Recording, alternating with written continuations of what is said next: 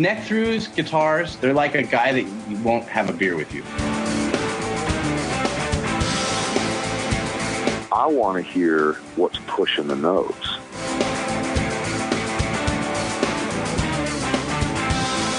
Freddie King and B.B. King, Albert King, and let's not forget Burger King. I don't want to blow my knuckle out.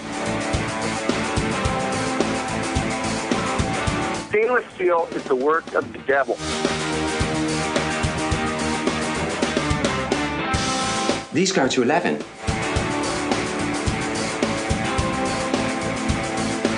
From the East Amplification Tone Labs in Baltimore, Maryland, it's the Amps and Axes Show. With your hosts, Jeff the Godfather of Low Wattage Amps Bober and Mick Marcelino. Well, good day to you, Mr. Bober. Good day to you, Mr. Marcelino.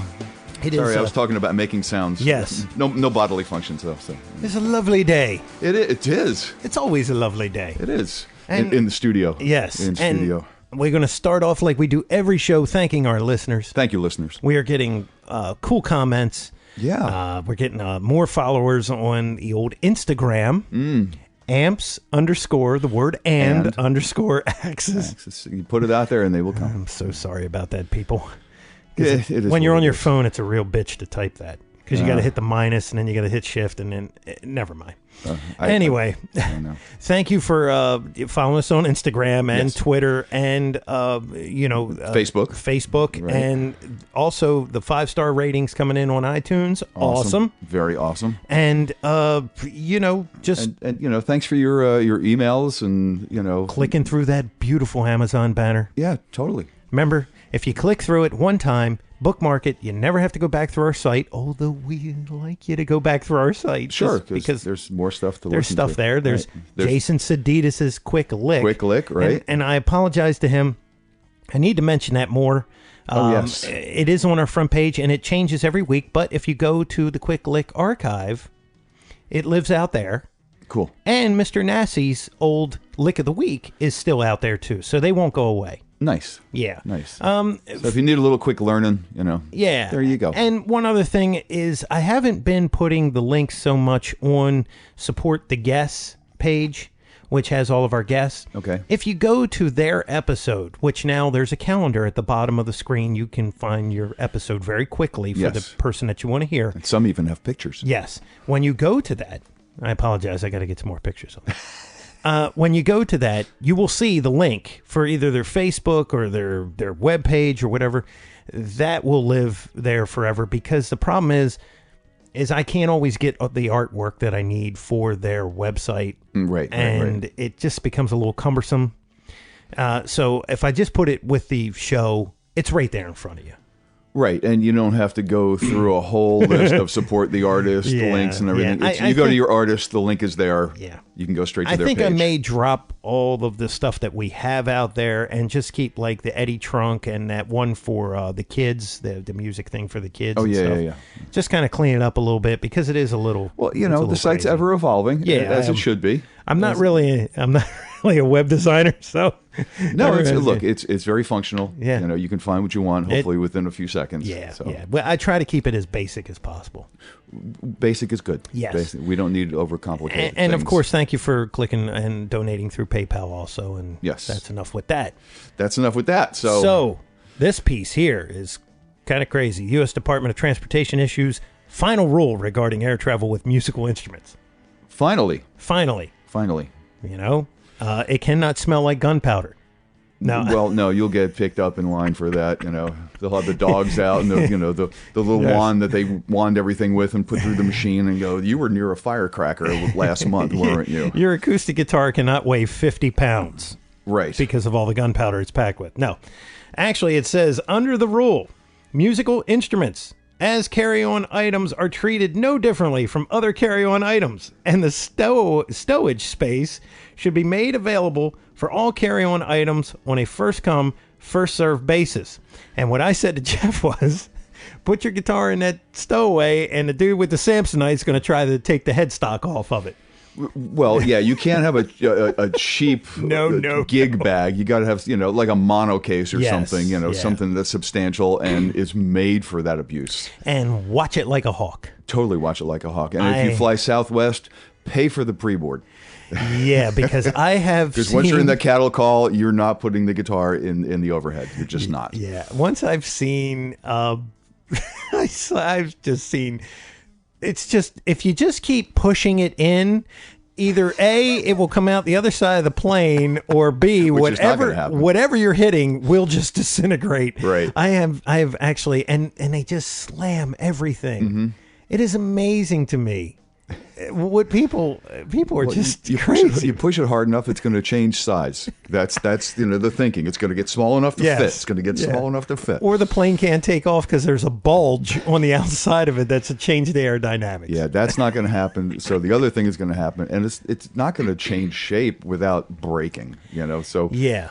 But ease up, and like I said, try to get there early. Yes. Try to board as early as possible. What is it? $10? It's $10 on Southwest. That's cheaper than a headstock repair. Yeah. So get that, and then either especially if you're flying with a Les Paul. If you want to get off real quick, you want to go to the front of the plane. You can get that storage bin, but you're going to have to keep an eye on it because as people come in, man, what they try to do is they try to put their luggage at the beginning, so when they stand up, they don't have to get anything. They can just walk to the front of the plane, grab their bag, and go. Right. And you got to be careful with that because, me personally, well, I wouldn't be taking a Gibson just because. Well, yeah. And I would probably come out. I'm taking a fold-up guitar. Yeah, well, they make them. I know. It's kind of a weird world. And maybe it'll be a fold-up guitar with the new Fluence pickups, because that's the other thing I wanted to bring up. I just read Guitar Player, and they just did a review of the Fluence, the single coil Fluence, Fishman Fluence pickups, and they got the editor's pick, man. So I haven't personally heard a set yet, but not in person. I've just heard them on the videos, and they sound really good. I guess they got something right, because they're saying they really do sound like the real deal. Single coil Strat pickups without the noise or hum. And they have two different modes. Two voicings, yeah. Two voicings, yeah. You can have standard. The ones that and I don't know if they make them different, but the ones that they tried were standard, and then hotter Texas Special kind of things. And they said, they sound like what they're supposed to sound like. That's one of those things that the technology side doesn't bother me, because it's still doing the thing that it's supposed to. It's not modeling anything. No. They changed that structure because it is, the way that circuit board is laid out to make the coil. And all they're doing is changing the structure of that because they can. They can control it. Basically change the way a coil is made. Yeah. They change the technology in the way the coil is constructed. Yep. And MIT guy. Yeah, well, those things were probably used in waveguides, 30 years ago, or antennas, or just RF antennas. That whole technology has been in the military for years. Yeah, yeah, because they can direct the way they direct their signals and all that. Yeah, everything. Yeah, and they're used. It's the same thing used for an antenna. It's kind of backwards when you use it for an antenna, but it's the same technology. I mean, they even use Alnico 4 magnets. Yeah, it's a pickup. It's a pickup with a different style coil. That's all it is. Yep. So, yeah. I mean, it's funny. I was also reading about the that Les Paul guitar that's up for auction. The Holy Grail, and how. Yeah, supposedly. But and how Les was always into low impedance pickups, and he would wind with much larger gauge wire and get low impedance pickups, because he was always striving for the most clean sound that you could get, especially on the bass strings on the low end. And he was always, he always believed that a humbucker that's where it fell short. It was too dirty on the low end. He couldn't get the pristine cleanliness of the notes that he wanted on the low end, and he always used low impedance pickups because of that. He wound them to get the clarity that he wanted. And that worked fine for going into, he would record direct into studio boards, and that was fine. Wow. But when it came to playing live, like you have to plug into like a Fender Twin or something like that. Sure. He actually had to use matching transformers to match his guitar to the input of a regular guitar amp because it just wouldn't function properly with a low impedance pickup. So That's he had a lot to add of another. work. Yeah, absolutely a lot of work. He had to add another transformer just so he could play through an amplifier. Whoa. You know, but I guess the compromise, because everything is a compromise. Everything changes things a little bit. So adding a transformer in there, I guess I'm sure it was a good transformer, you know, UTC or something. The quality of the transformer was better than what the result that he would get from a humbucking pickup instead. So he was, constantly inventing, constantly trying to make the wheel better, you know, and he was the father of a lot of stuff that we hear, multi-tracking and everything else. And well, speaking of what we hear, yeah, what do we hear? And how much we hear of it, our guest. Well, you've heard him, whether you know it or not, for the past umpteen years. He's been in places that you have no idea that he's been in, and you've heard him, whether you know you've heard him or not. And it's really it's great to have him as a guest today, because it just shows a whole nother aspect of the business that you can be in and actually make a decent living at, you know, and I know he has, as a guitarist or as a not only guitarist, I'm sure there are musicians, you know, sure, because like bass players and drummers and keyboard players and musicians too, you know. We'd like to believe it's all guitar players though. Right, but everybody else is those other guys. Right, but don't get me started on singers. No, we won't get started there. Yeah. Not at all. But, you know, musicians in general, and specific to us guitar players, but, you know, there's a whole other aspect than just being on stage and having a lot of fun there, because that's obviously a lot of fun. Yes. But there's a whole other world, or a few other worlds out there, and he's explored them all very successfully, I might add. So, you know, we'll be back in a minute with someone that has done it all, and for the past more years than you can imagine, has also been a member of Supertramp. So we'll be back momentarily with Mr. Carl Verheyne. Hi, this is Richie Kotzen. We got a new record out called Cannibals. Check it out. I hope you dig it. You are listening to Amps and Axes. And we're back, and as promised with us, we have Carl Verheyne. Carl, how are you? I'm doing well today. Thank you. How are you guys? Doing well, man. Doing well. Thank you for taking the time. I know you're a busy guy. Doing good. That's right. Yeah. Yeah. Are you still with Supertramp at this point, and are you out with them on tour or anything? I haven't really checked your itinerary, but so what's going on with Supertramp is those guys seem to ramp it up and tour maybe twice a decade, and we toured in 2010 all over Europe, and then in 2011 we did all the big hockey stadiums in Canada, and then we went over there to France and did maybe 7 or 8 festivals in France. And then in 2012, we did Madrid, just a festival there.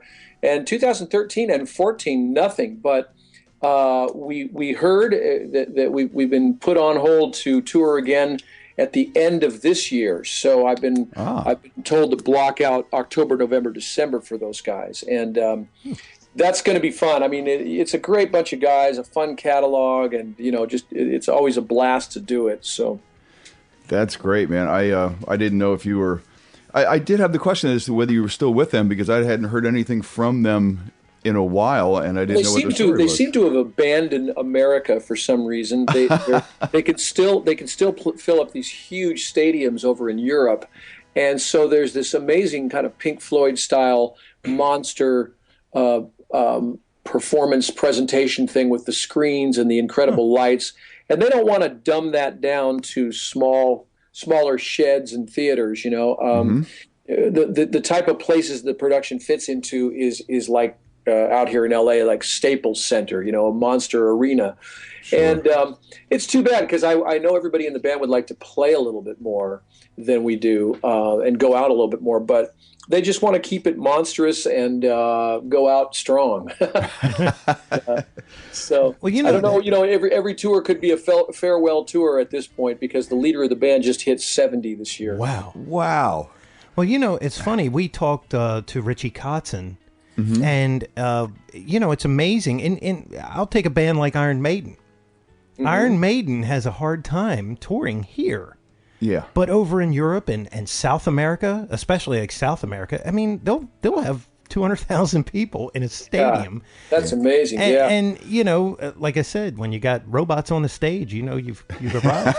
Yeah, exactly. Well, my own band, we do a lot better touring in Europe. We can string together a lot more dates. The distances are much shorter so that it's a lot more tolerable to be in a tour bus. And our last tour that we just did in the fall was 2 full months, and that's about the longest I've ever done it. But we did 10 dates in England and Ireland and Scotland, that area, then came over to Germany, France, Belgium, Netherlands, Austria, Switzerland, Czech Republic, Italy, Slovakia, and there had to be one of. Did I say Belgium? Yeah, there was. Lithuania. That was the last one. Yeah, so we really got around, and when you do that, you can really fill it in easily because the distances seem to be 3 and 4 hours apart. Yeah.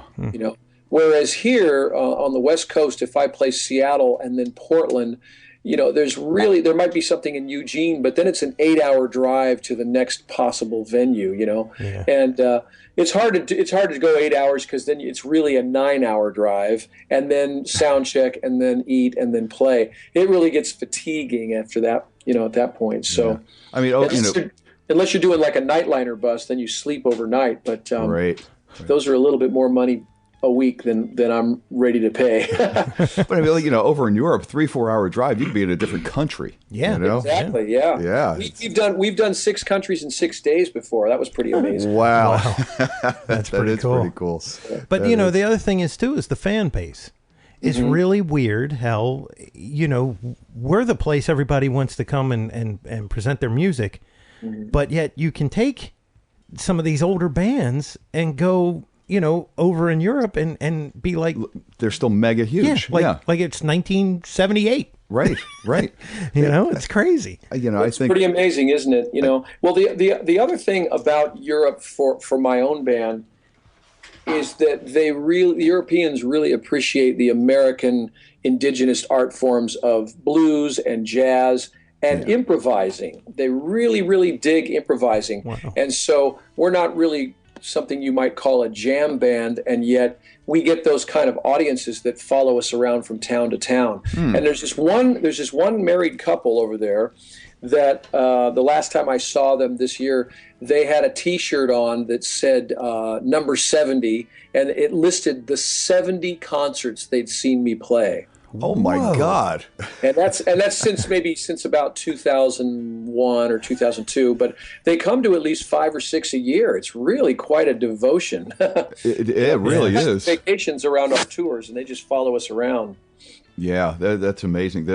They for some reason we just don't appreciate music here like most other countries do, and it's really sad. I think it's still like old school over there, where they don't have the life, the go that we have here. I mean, you still hear about like in Italy where you can get a cup of coffee at noon at a restaurant and sit there for 2.5 hours. Oh yeah, and nobody bothers you. Yeah. No, they do that cafe society thing, and in Germany it's the beer gardens, and in France it's the cafes, and it's quite a beautiful scene.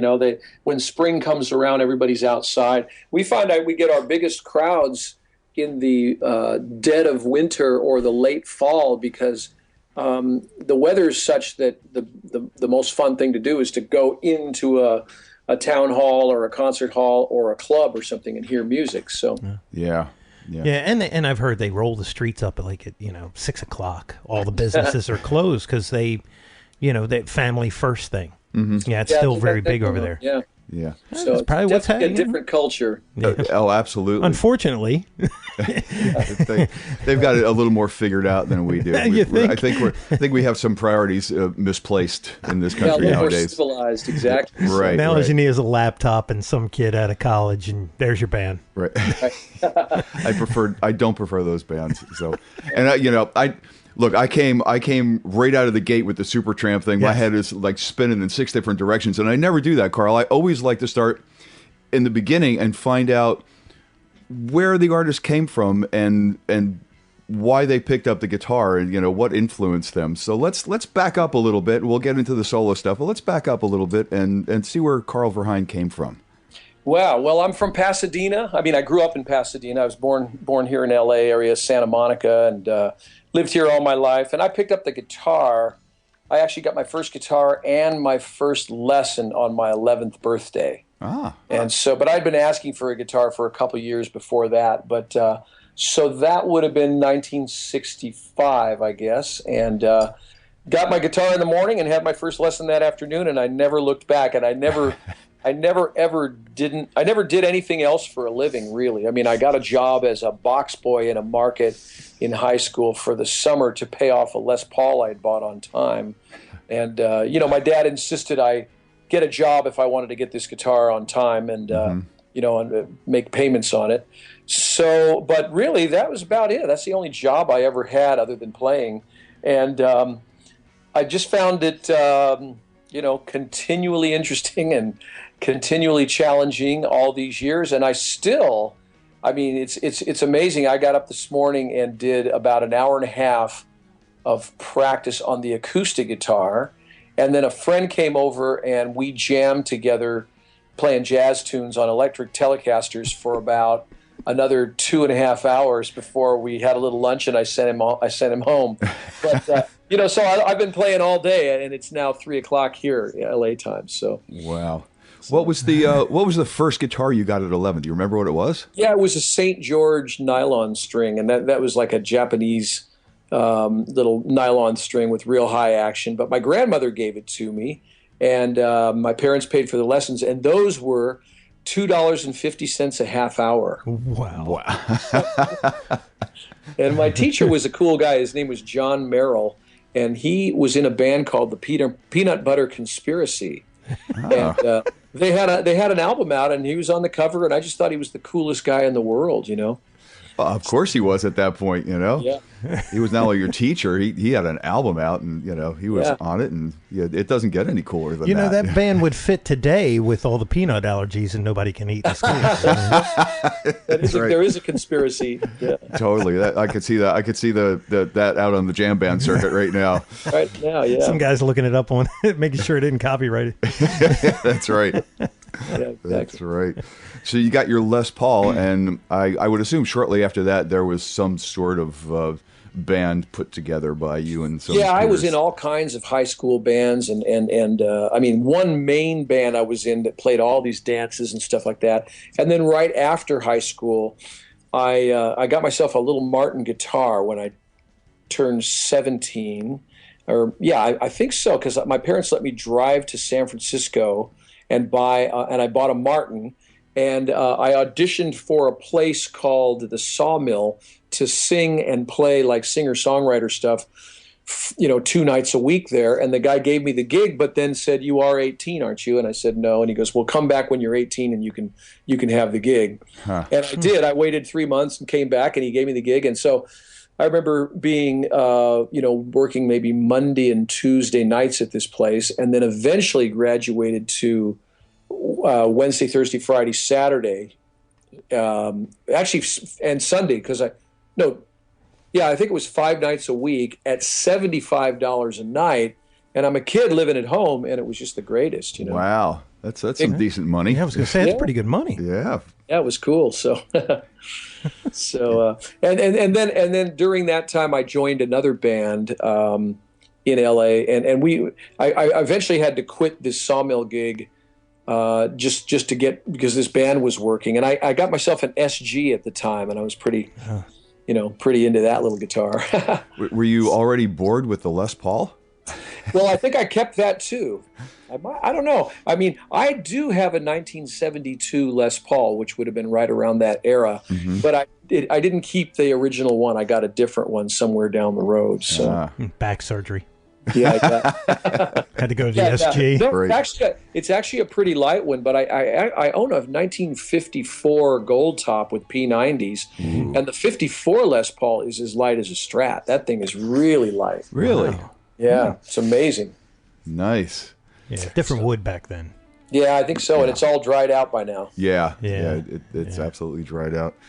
I've heard stories about mahogany and how it grows, and like 80 years is the peak of the tree, and after 80 years, the inside of the tree will actually start to rot away. So they want to get it at that prime time, and if they get it at that peak time, the wood is actually lighter because it's kind of started to dry out. And it doesn't have the density where they say that the cheaper mahoganies are what weigh a ton. Okay. So that's how they save costs. So like we always hear about the heavy Les Pauls, it's probably, what would be considered their lower end. A less expensive piece of mahogany. Where they would paint the back or whatever, Right. So I that's what I've heard. I'm sure 50 people will tell me I'm wrong. Chime in and tell, it's not how it is, man. It's not how it is. Right. Yeah, it's always controversial. Well, I read an interesting book about the moon, and in it they talk about back in the 10th century and 9th century and stuff, when they were building those big monster cathedrals, they would cut the wood for those monstrous beams that they used in cathedrals and big buildings when the moon was waxing. In other words, when it was pulling, because it had an effect on the sap inside of trees, and they'd cut, and the wood would be stronger and heavier at that point. So maybe when the moon is waning and the sap is not being pulled upwards, maybe it's also a little lighter because it's maybe draining out of the upper regions, but who knows? Yeah. A lot of theories. Yeah, and I do remember reading something about them cutting trees at a certain time. Yeah. Violin makers, would have would want the wood that was cut from the trees at a certain time, a certain position of the moon. So that makes sense, yeah. Yeah, it totally makes sense. Yeah. The moon is a pretty powerful thing, man. It really is. Yeah, they say if you get rid of it, it would be it'd be bad for us. Yeah. All around, yeah. Well, we have no tides, right? It affects tides and everything else. And there's and I'm sure the Earth wouldn't. I don't know. The moon could go. I want to keep the sun, but the moon, I don't. Exactly. Yeah. So, when did you start? Going from?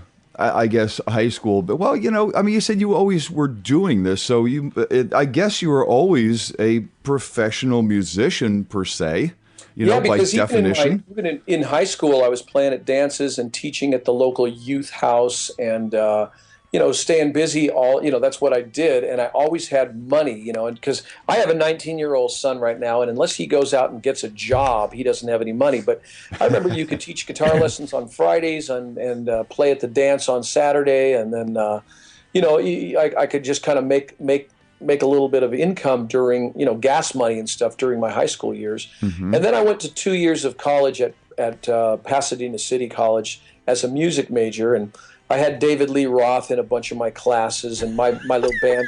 We played opposite Van Halen all the time, and then I got kind of bored with the little scene around LA, and I moved to Massachusetts, and I went to a semester at Berklee College of Music. Oh, well, there you go. Huh. Just one semester, and then I realized I know all this stuff. I'm out of here. Which is not true, but I thought I did, that kind of a thing. So did you move back to LA after the semester? Moved back to LA, yeah. And I lived down at the beach. I had a really interesting experience in that it occurred to me at some point that, I could play Crossroads solo by Eric Clapton, and I could play Stairway to Heaven, and I could play all the stuff that I dug, And I thought, I must be that good as those guys. You know what I mean? Obviously, you didn't write Stairway to Heaven, so but my naive little self was thinking I was pretty hot, right? So at some point, I was playing in that little club, and along came this guy who said, "Hey, man, I like the way you play. You want to get together tomorrow?" And he was an older guy. And I said, sure. So I went over to his house, and he opened up some music, and the first chord was an F major 7th. And I go, that's cool. I know that chord, and I played it. But the second chord was a D minor 7 flat 5. And he said, and I said, wow, D minor 7 flat 5, what's that? Let me see. If this is D minor, if I go up 5 degrees from the D, the A is the 5th. So if I make that an A flat, that's it, right? And so I played it, and then he said, yeah, but you can do it like this, and he showed me another voicing, or you can do it like this, and he showed me yet another voicing, and it went on and on and on. He showed me about 25 voicings of a chord I had no idea about. Wow. And it kind of took me down, it opened up the doors to me wanting to learn how to play jazz, and I started down that long, dark jazz highway right about age 21, right in that era. And I studied jazz like literally with blinders on for about the next 5 years or so. Wow. And it didn't come out at the other end until much later when I heard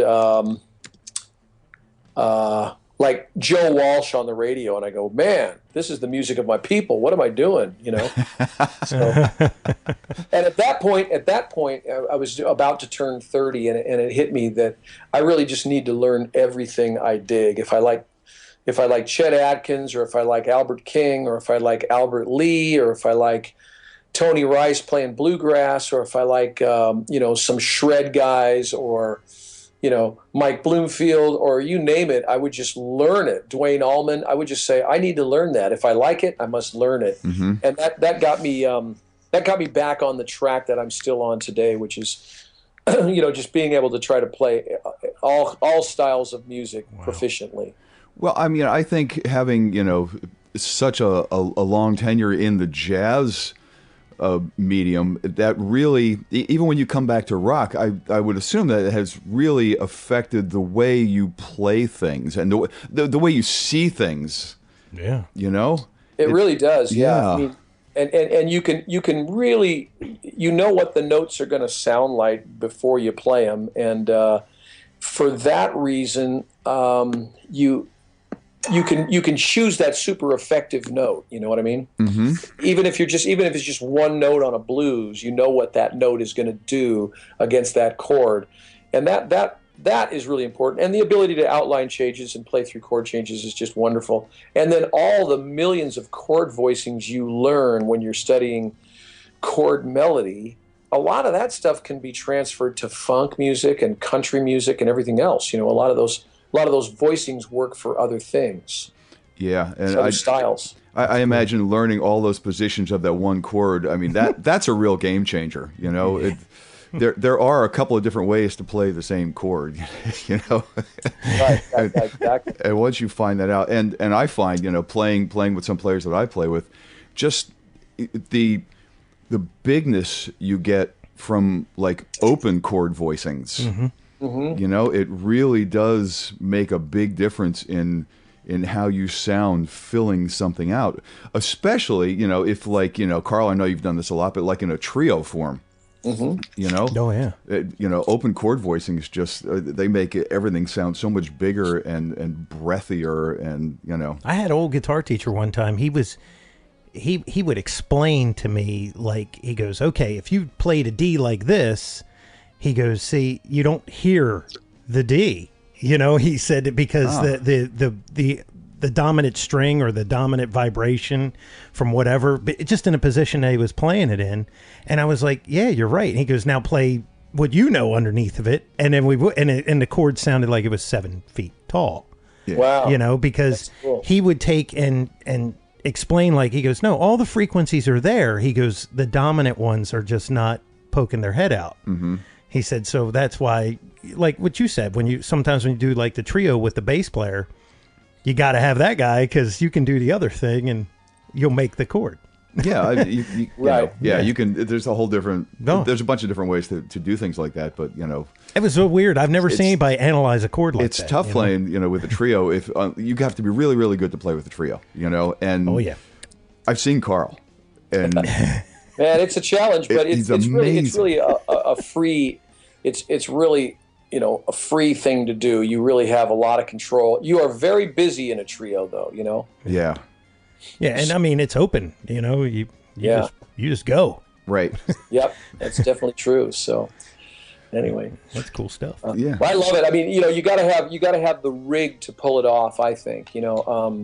I think you have to. I mean, for me, the sound of my band is a stereo clean rig for clean, and then with an AB box, I go over to a wet dry distortion rig, and the nice thing about that AB type setup is that they're two distinct rigs, and so it's very organic when you transfer from clean to dirty. The delays and reverbs of your clean sound hang in the air while you slam in a couple of notes for distortion, and cool. Then you can and those delays hang in the air while you get back to your clean. So you get some overlap, which is a really organic way to do it. Mm-hmm. Steve Morse, I saw his rig set up one time, and he uses Ernie Ball volume pedals.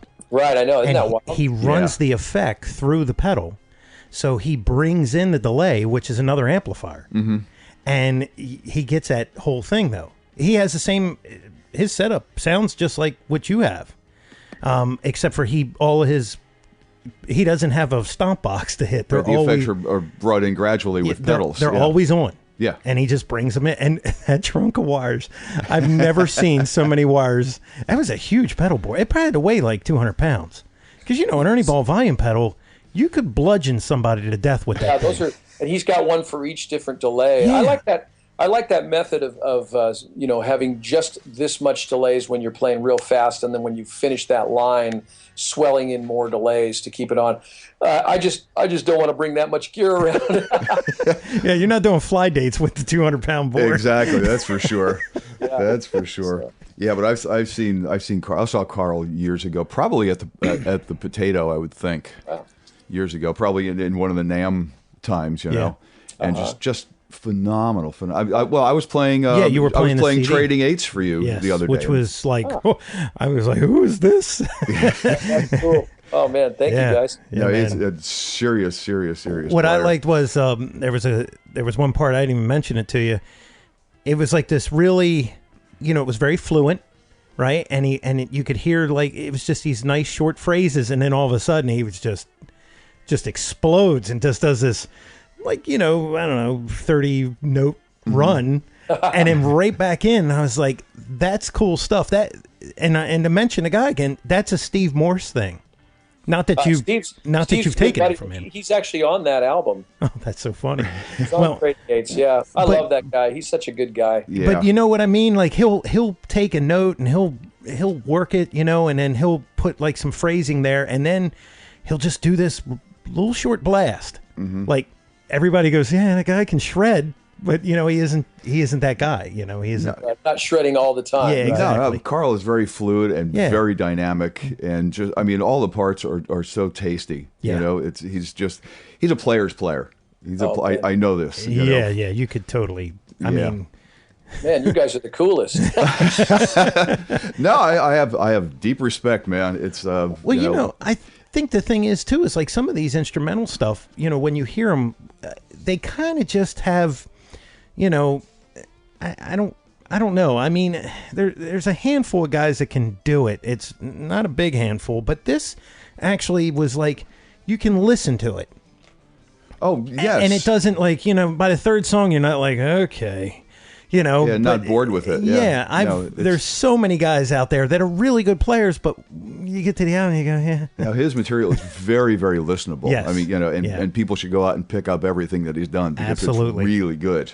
Oh, thank you guys. Well, there's so many of these shredder kind of guys out there, and my problem with them is that I might buy the record and listen to it once and then file it, because it really doesn't bear repeated listening for me. You kind of go, got it.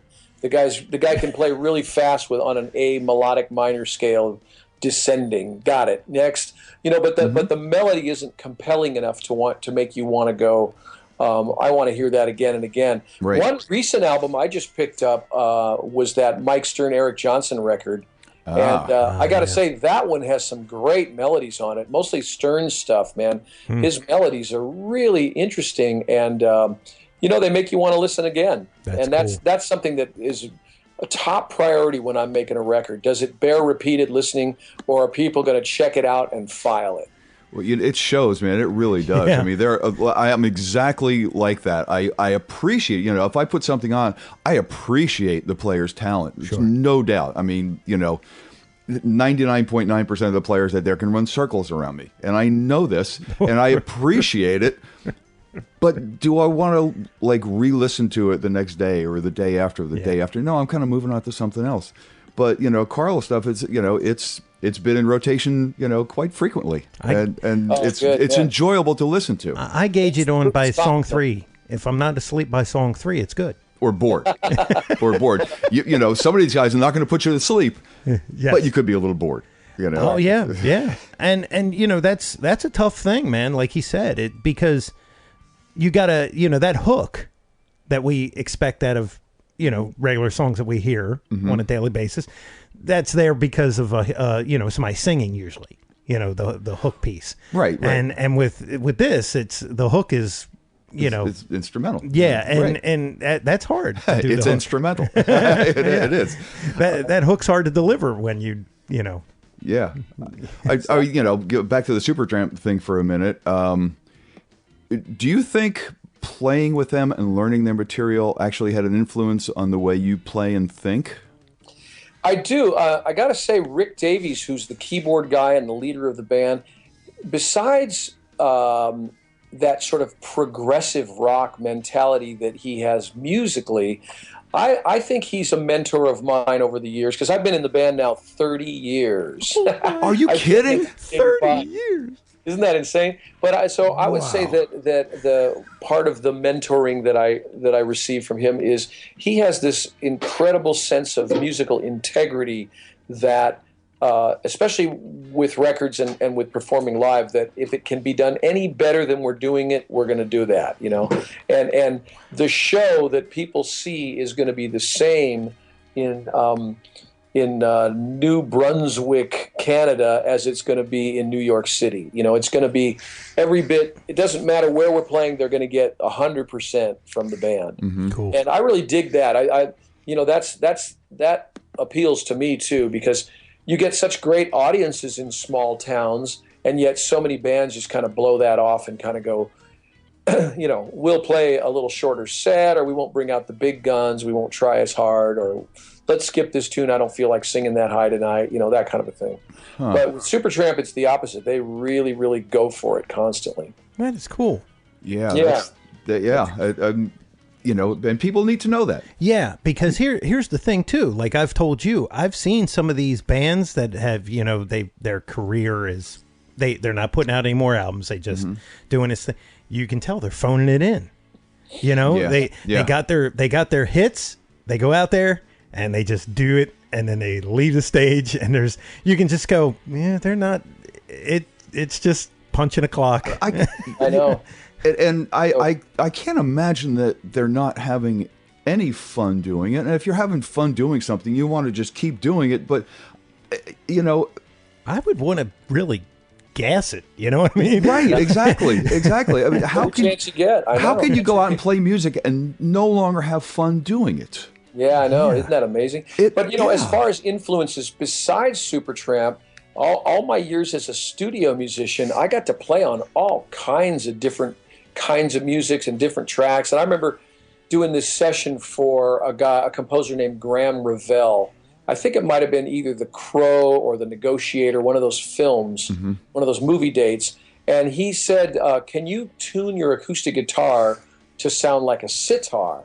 And I did something really weird, like I made the A string up to a B, and maybe the B and the high E string Bs, and I maybe made an F sharp in there on the D string. I just tuned it to where there was a lot of open B going on, and did sort of a drone type part for him. and put the guitar away at the end of that session and played some electric and did whatever else I was going to do. And then about a week later, I pulled that guitar out and it was still tuned to that tuning. And I got a great idea for a song right away and just immediately wrote a song for one of my albums. And so things like that were happening to me all the time over the years, where just a little influence from another player or a composer that I worked for or playing on somebody else's song would influence me and say, you know, I love that rhythm he had. I'm going to write something with that rhythm pattern, you know. Mm-hmm. Yeah, I was going to get into the studio thing because, I mean, not only do you have your own trio and not only are you in Supertramp, but I mean, you're an A call for studio work. I have been for many years, but I'm really scaling back on that these days. Are you? Due to the fact that I'm out of town a lot more than they want you to be. You know what I mean? Mm. And so you really have to make that commitment that you're going to be on call whenever they need you, because if you're not, you end up somebody else subs out for you, and then the next time they call that guy because he played on the demo of the thing that they're now cutting, and then you know. So over the years, I started really getting heavy into my band and touring back in '97, and over the years, I put all my energy and time into promoting that part of my career as opposed to being a studio guy, because I had already done that for like 25 years and sort of like not really burnt on it, but let's do something else with my life. And you know, you always start off saying your ideal thing is I'm going to play my own music and I'm going to make my own records and tour with my own band. I mean, at least I did, you know, that was my thing. And the whole studio musician thing that started in about 1980, 81 for me became a monstrous detour for what my real goal was, which was to make my own records. So I finally made my first record in '88, about 8 years into it, you know, after being a studio musician for about 8 years and actually being in Supertramp for a while. I made my own first record, but it took until '97 before I had enough steam going to where I could actually get out on the road and not lose my butt, you know. Mm-hmm. Wow. How did the studio thing come to pass for you? I mean, how did all of a sudden, or maybe not all of a sudden, you found yourself, you know, sitting in a studio cutting somebody else's material? You know, that's all a big networking thing. I lived down in Orange County, which is Newport Beach area, and I was playing with some jazz guys and stuff. And then one by one, the heavy cats started moving up to L.A. And the drummer I played with, named John Ferraro, he got the gig with Larry Carlton.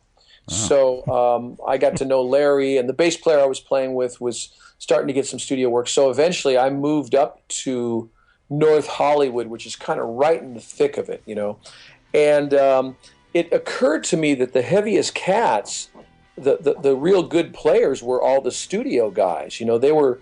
It's not like maybe New York City where the jazz guys that play these live dates are the real heavy cats. It seemed like the really good players were the ones that were doing kind of like 9 to 5 in the studio scene.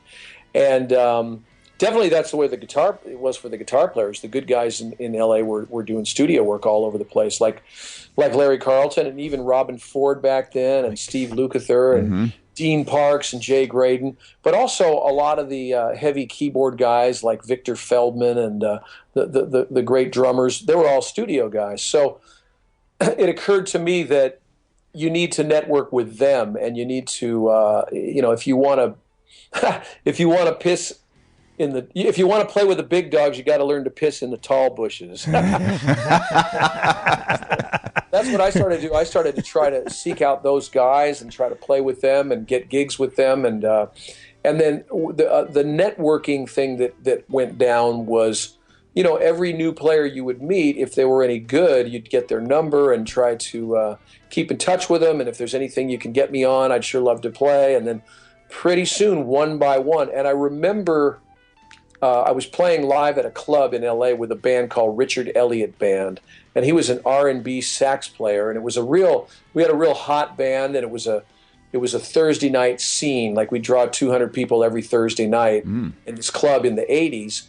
And I remember one day this woman came in and said she was secretary to the head of the music department at Paramount Studios. And she goes, if you give me some cassettes, this is like pre-CDs, give me some cassettes of your playing, I'll hand them out to the composers because they all come through my office. And so she did, and of course, 1 out of 25 people called me, but it was a guy that was looking for somebody to play charango.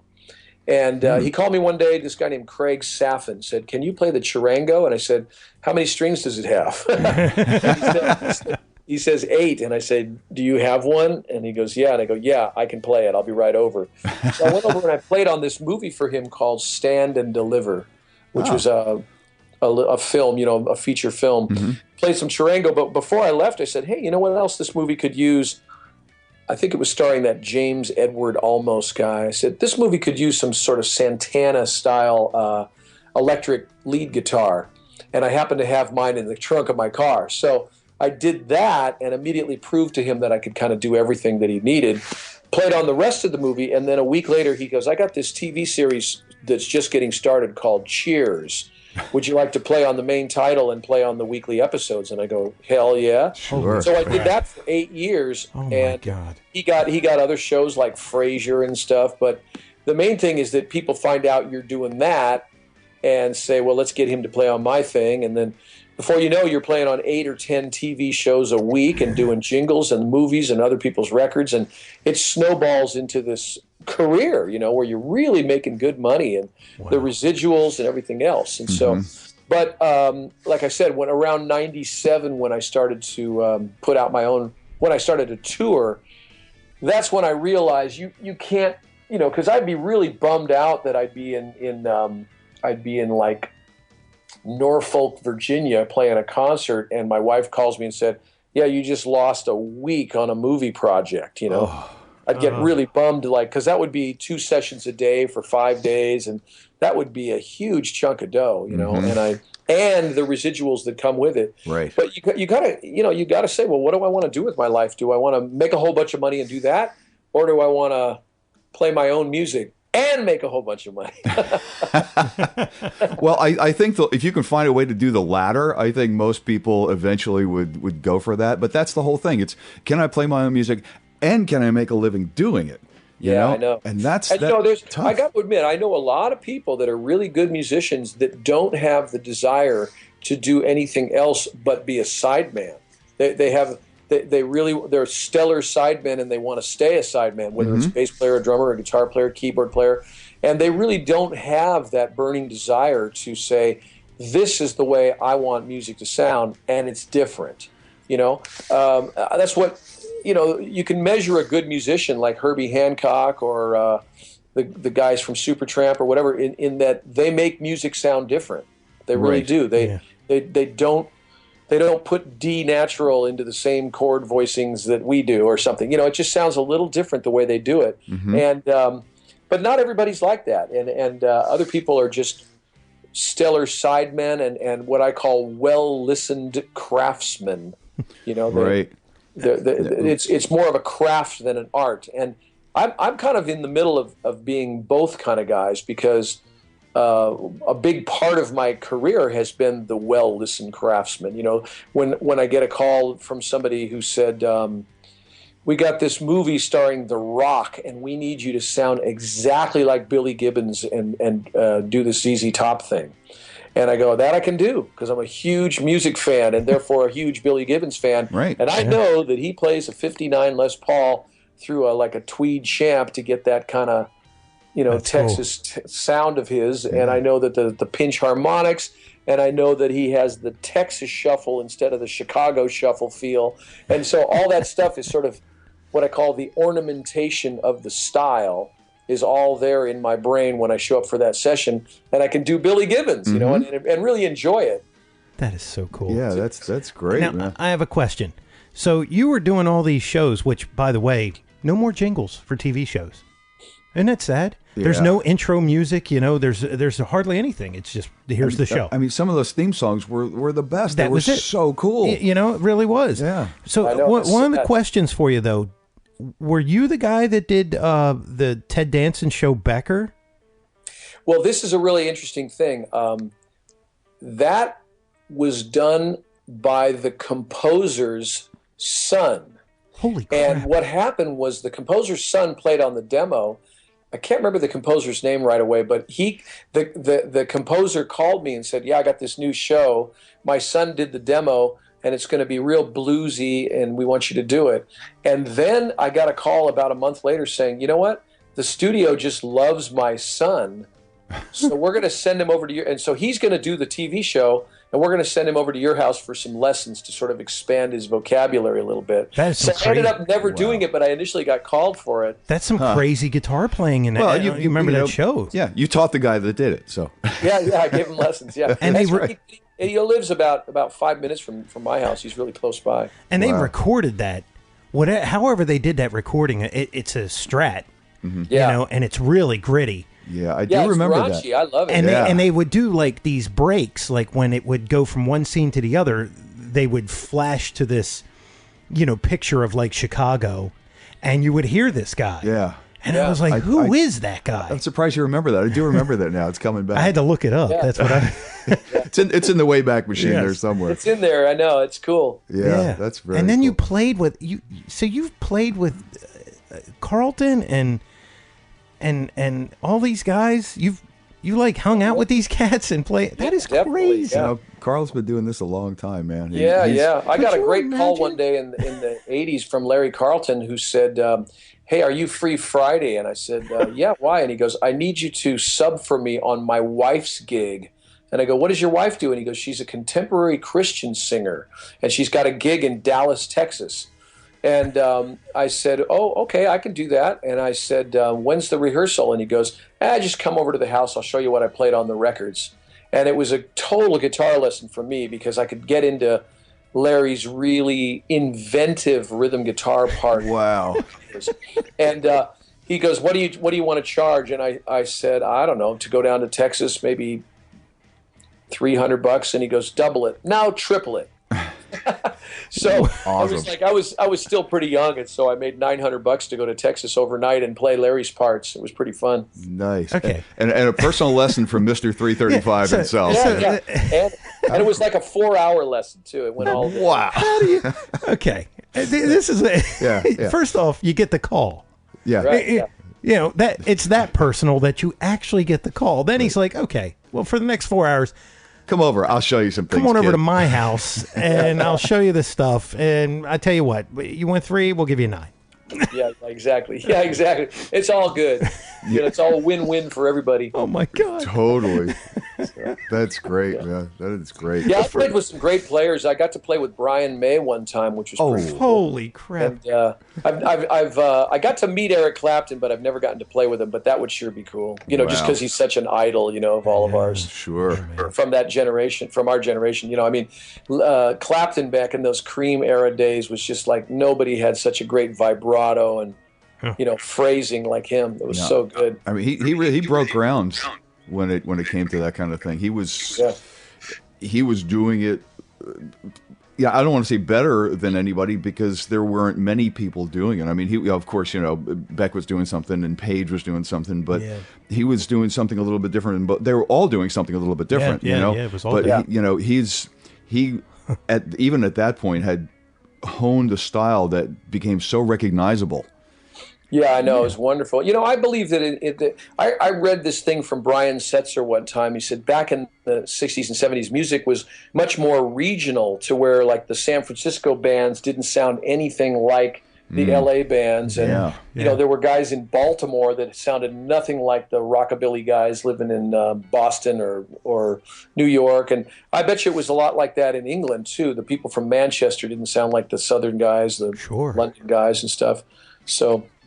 Anyway, but I think with radio the way it is, it's not nearly as regional. But boy, the music coming out of the South in the U.S. or East Coast, I mean, the guys like the Rascals, man, what a soulful band they were out of New York. Yeah, and then you got bands down in L.A. like the Buffalo Springfield and the Byrds, that sound completely different than the Jefferson's Airplane or the Dead or anything like that. So. Mm-hmm. Very, very, very regional. And maybe the last big regional explosion was that whole Seattle grunge thing, I would say. Yeah, that really changed things too. But yeah. I mean, you mentioned the Rascals. I mean, around the same time out in New York, we had like Vanilla Fudge. I know. And those guys. I mean, for me, it just didn't get any better. And that was some heavy stuff, wasn't it? And the Vagrants, which was Leslie West. Right, yeah. All of that. I was such a huge Leslie West fan. Matter of fact, Mississippi Queen caused me to have a car accident. I was just digging. If you check out, when his solo starts, there's, you can sing that solo, but bar 4 of the solo, so it's the fourth lick when he bends from a B natural up to a D. That lick is so powerful to me that I was pointing at my radio all by myself in my car, right here. And bam, I rear-ended somebody. Oh my God. We opened for Mountain one time. My band opened for Mountain in Hamburg, Germany, and I told him that. I told Leslie, I said, "Man, you caused me to have a car accident." It was pretty funny. So, hey, don't blame me. Wow. Don't blame me. That's funny. I did have a question about going back to like you doing work for TV shows and things like that. You've done soundtrack work too. Now, have you done soundtrack work where you actually had to follow the film, and how is that different for you if you've done that? Well, there's if you're doing an orchestra date, you're looking at a composer with 35 to 106 other players, right? Strings and horns and percussion and drummers and all kinds of players, woodwinds and everybody. And you're looking at a conductor who is looking at the screen behind you, on a big sound stage. Yeah. That's one kind of way to do it. But there are other, much smaller type productions where you come in and overdub, and in that case, I might be looking at the screen and taking direction right in real time from a conductor or from a composer who says, okay, right when she walks through the door, I want you to sting it with kind of a blues lick. We're in A minor, and there's a sort of a pad going on, and the door opens, and you go, right? And then he goes, now there's a guy hiding behind that chair over there, and when we see him, play something low and ugly. And in real time, I'm doing that stuff. And then he goes, okay, now that you know where everything is, let's do it again. Or he goes, that was perfect, let's move on. Nice. So that's a whole other way of scoring. And there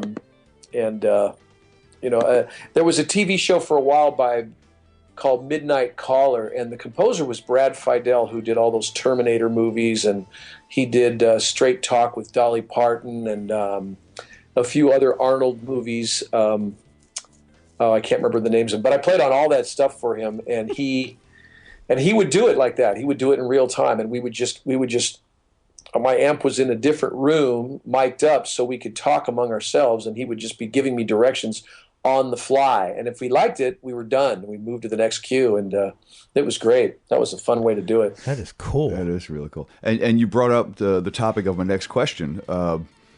Amp or virtual, and have you done both, and what do you feel about it? Are you still an amp guy basically in the studio?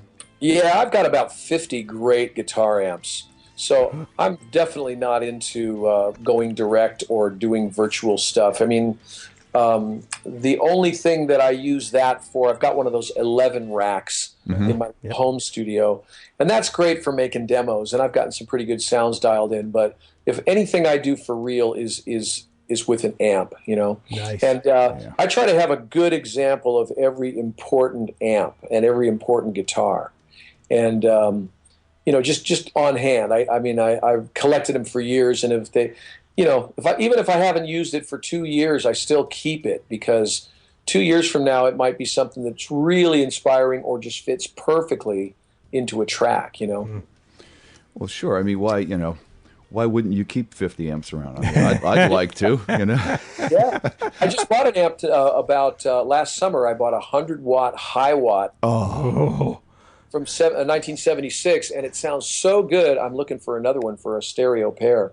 Just amazing sounding amp. Wow, there's some balls right there. Yeah, I know, it's clean. It's a clean amp, but it has EL34s in it, and it's just gorgeous sounding amp. I like. The way I describe high watts to people, you hit a chord and it sounds like a grand piano. Yeah, it's just, monstrous. oh my God, it's just so beautiful, and everything is there except the Pete Townsend, because he can't hear it anymore. Yeah, exactly. But it used to sound like a grand piano to him. There's a scene. There's a scene, and the kids are all right, and every guitar player should watch that movie at least once. Guitar player should own that movie. Yes, and I do. I actually own that. Good. There's a scene in there where they're on stage and they're playing, and he's got, I don't know, what is it, like 5 or 6 of those heads. I know he used probably 3 or 4 stacked up with wooden blocks between them for ventilation. And you see him reach over and turn every single one of them all the way up. Yeah. And I was like, wow, it's a bad Coke days. Now, see, that's a good reason that you can't hear anymore. I mean, we all played loud, but 4 high watts. Yeah, that'd be so devastating. And also, you know, in the early part of that movie, they showed the Who playing on the Smothers Brothers show, whereby he gets, what's his name? Keith Moon puts twice the dynamite in the kick drum, and it goes off right next to his ear. Yeah, and he blew off part of his ear, I think. Yeah, it really put him deaf in that ear for the rest of his life. Yeah. That was funny too, because after they played, Pete said, "Oh, I got to go get something." He goes behind the amp, the stack, and he knocks it over. An entire stack hits the floor, and then he just kind of takes and kicks the head back over to the kid. Amazing. Yeah. You know, can't imagine doing something like that nowadays. Oh my God! No, especially not with the 74 that you just got. So. Yeah, I know. What a great amp, man. So, wow, they're great. We're probably gonna have to wrap on a few, but any prized guitars? I mean, what's your couple of go-to top-notch guitars? Well, I really love my Strats, and I've got a 58 Sunburst, and then I also have a 61 Seafoam Green and a 65, and they all three sound completely different, you know. And I've got a 1960 Tele Custom that I really dig, and a 65 335 and a 66 SG and a 54 Gold Top Les Paul and a 58 175. Oh, wow. A 67 Rickenbacker 12-string, and let's see. I mean, all those are really, those vintage ones are really cool. Did I say I got a 59 Gretsch 6120 Chet Atkins model that's super cool, and you know, so, and then, you know, a bunch of new stuff, and then I've got some nice old acoustics, some old Martins and Gibsons, and I used to give John Fogerty guitar lessons for about a year, to the tune of like 2 or 3 lessons a week back in the late 90s. And, you know, we were talking about acoustics one day, and he goes, "You have any Martins?" And I said, "Yeah, I got a couple of old Martins that are really sweet sounding." And he goes, "That's just it. Martins are sweet, but Gibsons rock." And, he pulled out a few, you know, Gibson acoustic guitars, and he's so right. They sort of have that rubber sole kind of sound that self-compresses a little bit, and you can dig them hard, in hard, and weigh as much as a Cadillac. Yeah, you know, no, I'm talking about the acoustics. Yeah, the acoustics, and they're really not that. Yeah, I mean, I've got a 1951 J50, it's called, or is that a J50 or whatever? And anyway, it's just a wonderful guitar, you know. I totally dig it. And it does that self-compressing thing, you know. Yeah, they are. I mean, those Gibson and Martin are like night and day. Oh, yeah. You know, absolutely. They're like 2 ends of the spectrum. And they're both wonderful sounding guitars, but they both are good for something different. You know? Yeah, I find the Martins are great for like that finger picking and the bluegrass kind of sweet playing. And flat picking and stuff like that, whereas the Gibsons you can strum real hard and dig into, you know. Yeah, absolutely. Carl, any new releases coming up? Any tour dates with your band, or, you know, tell us what you're going to be doing?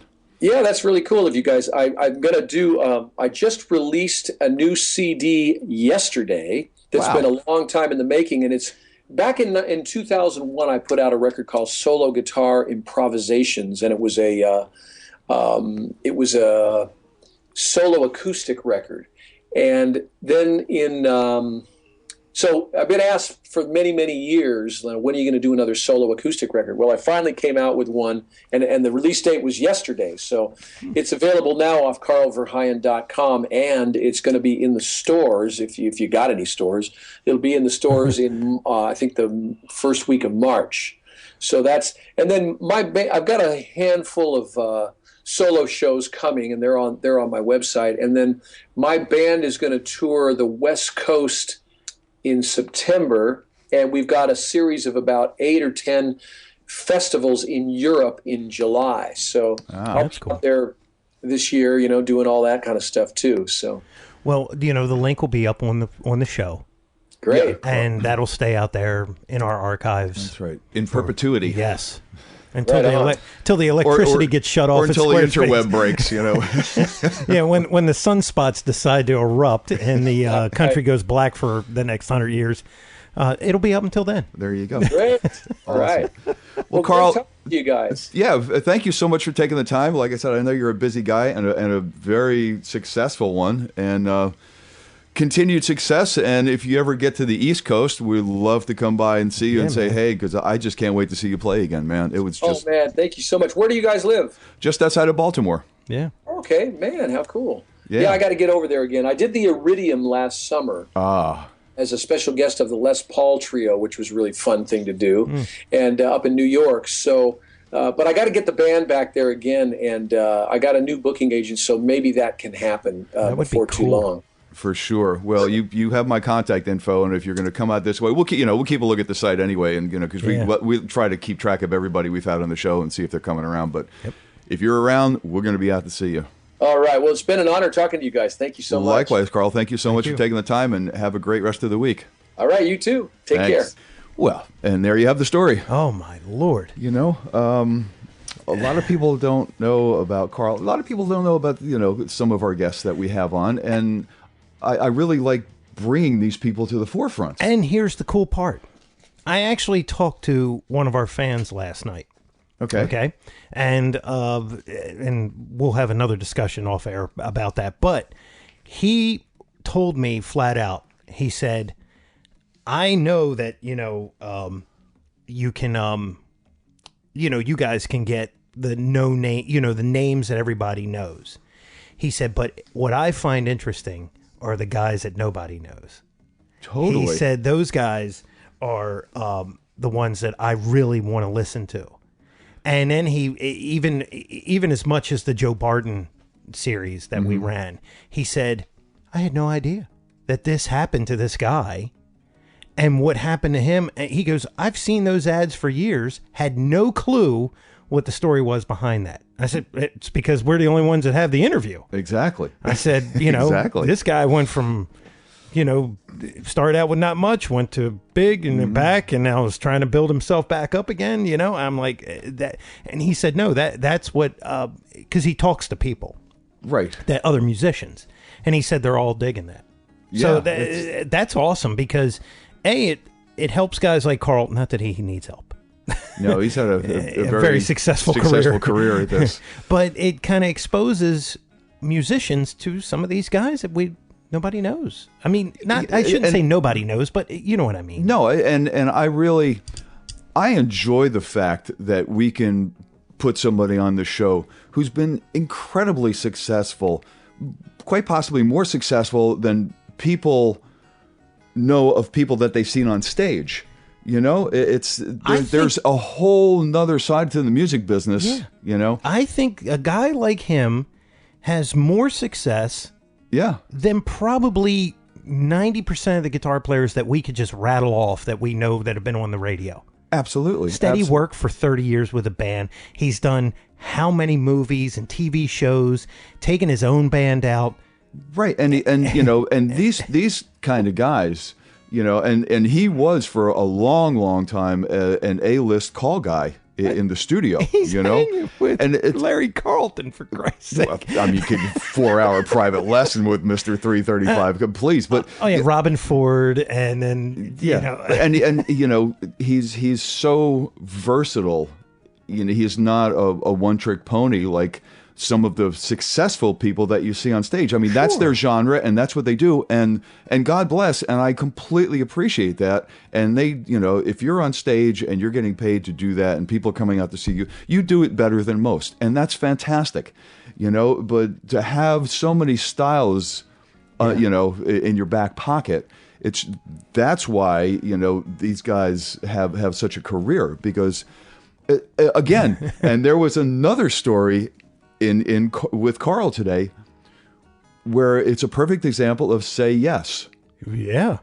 Can you play this? How many strings does it have? 8? Sure. You have one? Yeah. Sure, I can play it. Is that not the biggest example of say yes? Do you know what that is, even by the way? I'm going to have to look up a picture. I'm going to have to also. Because I was going to say, what is that thing? Because he just... that's exactly what his mind was going. What is this thing? But, how many strings do you have? Sure, I can play it. Sure. And then, hey, can you make your acoustic sound like a sitar? Oh, yeah, I can do that. Let's just have some droning B's in there, and an F sharp, and it's like, This is the coolest show ever. Say yes. Say yes. Yes. I mean, how many more examples of that do we need? Oh, I don't know. Say yes. Yes. And thank you, Carl. It was a great interview. Thanks for taking the time. Oh, and awesome. I hope that some people can see and appreciate that there are other ways to make a really decent living in the music business, without only being on stage, because that's just part of it. Oh, yeah. It's just part of it, man. It's really eye-opening to see this because, all we know, more or less, is what is given to us. The radio or songs off your iPod, Pandora, whatever. That's all we kind of know. But when, you go and see a movie, you don't really think, hey, who's doing that soundtrack? Right. I mean, decades of watching, Cheers, iconic TV shows. That's crazy. Yeah, that's Carl. Oh man. So there you go. Yes. There you go. So another fine one. Yes, sir. So until next time, I'm Mick Marcelino. And you are Jeff Bober. And we are saying onward.